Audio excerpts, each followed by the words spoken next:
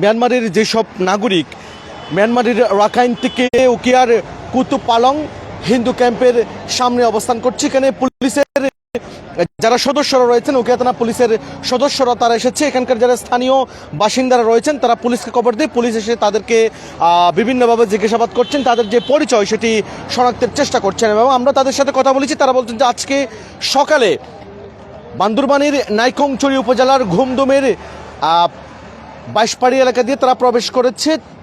যতটুকু জানতে পেরেছি প্রায় সীমান্তের 36 এবং 37 পিলারের মধ্যখান দিয়ে তারা বাংলাদেশে অনুপ্রবেশ করেছে এবং এই মুহূর্তে তারা সেখান থেকে ঘুমদুমের বিভিন্ন জায়গা থেকে তারা গাড়ি করে তারা কুতুব পালং হিন্দু ক্যাম্পের পাশাপাশি এসে অবস্থান করছে। এবং এখানে রোহিঙ্গা নয়, তারা এখানে প্রায় 45 জন মতো তঞ্চঙ্গা সম্প্রদায়ের, অন্যান্য 12 জন রয়েছেন তারা বড়ুয়া সম্প্রদায়ের। আমরা তাদের সাথে কথা বলেছি, তারা সকাল থেকেই ক্ষুধার্ত আছেন এবং যারা বলছেন যে এখানে মিয়ানমারের চলমান যে সংঘর্ষ, সেই সংঘর্ষের কারণে তারা টিকতে না পেরে বাংলাদেশে পালিয়ে এসেছেন। আপনারা কখন এখানে আসছেন?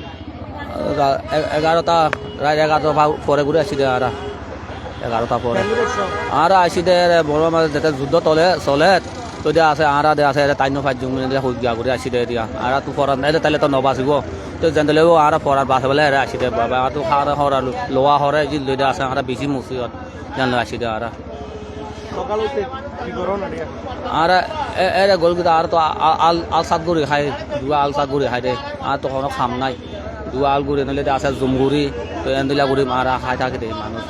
তো এখন আছে মানে তারা যুদ্ধ করে তো আর তোর আর আছে আর তাই ফাড়ি ফানা দিলে ওইলে গরম আজ আয় পরে গুলি নইলে আছে মানে দুলিয়া মানে সোয়াইন কিছু আছে কিন্তু আছে মানে দুলিয়া করিবা তো আর যেন ফরানো রক্ষা করবে আসি দেয় সব মাঝে আর আমরা যাদেরকে দেখতে পেয়েছি এখানে অনেক শিশু আছে এবং আমরা আরেকটু কথা বলতে চাই, একটু জানতে চাই কিভাবে বাংলাদেশে এসেছেন এবং কেন এসেছেন এখানে, কেলাই সন্দেহে আচ্ছা কেলাই সন্দেহে আর আছে দমগুলি ভরে তো দমগুলি ভরে আর আছে খুশিয়া পাইন দৌড়ে আর কামিয়ে দৌড়ে লই গেল তাই বেশি চেষ্টা করে উঠে দৌড়ি তারপরে রাতটাও ঘুম ধরা তারপরে এই তাহলে আর তো এরা নিরাপত্তা এরা ভাই বাংলাদেশ একটু মিলে নিরাপত্তা উঠে এরা আছি দে এরা সকাল লয় আর কামিল যুদ্ধ করে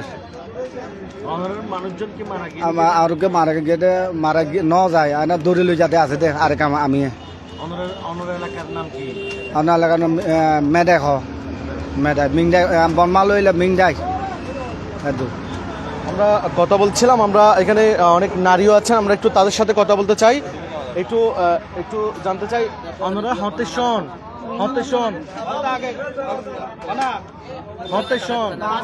গেলা আগিয়ে বুঝে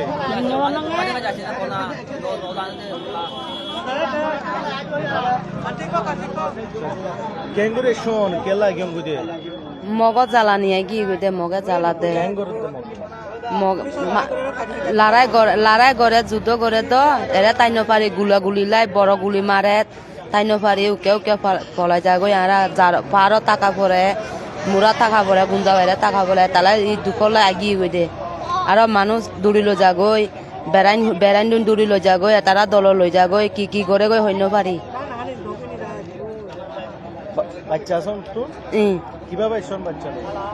কোনোরকমে আসি দেরি সেরাই বেড়াই দৌড়িয়ে না আসি দেরি পড়ি তড়ি এদুরে আসি দেরি বাচ্চা লই।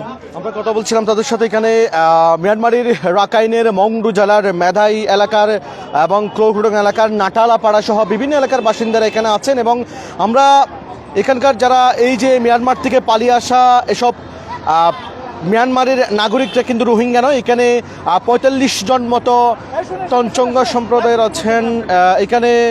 এখানে হচ্ছে আপনার প্রায় 14 জন মতো বড়ুয়া সম্প্রদায়ের আছেন বলে আমরা জানতে পেরেছি। আমরা একটু যুক্ত করে নিতে চাই স্থানীয় সাংবাদিক মাহমুদুল হাসানের সাথে, আমরা কথা বলতে চাই। মাহমুদুল হাসান, এই যে সীমান্ত এলাকা দিয়ে তারা বাংলাদেশে অনুপ্রবেশ করেছে এবং বিভিন্ন জায়গায় তারা অনুপ্রবেশ করেছে এবং সীমান্ত এলাকায় ঠিক এই মুহূর্তে কি চলছে সেখানে?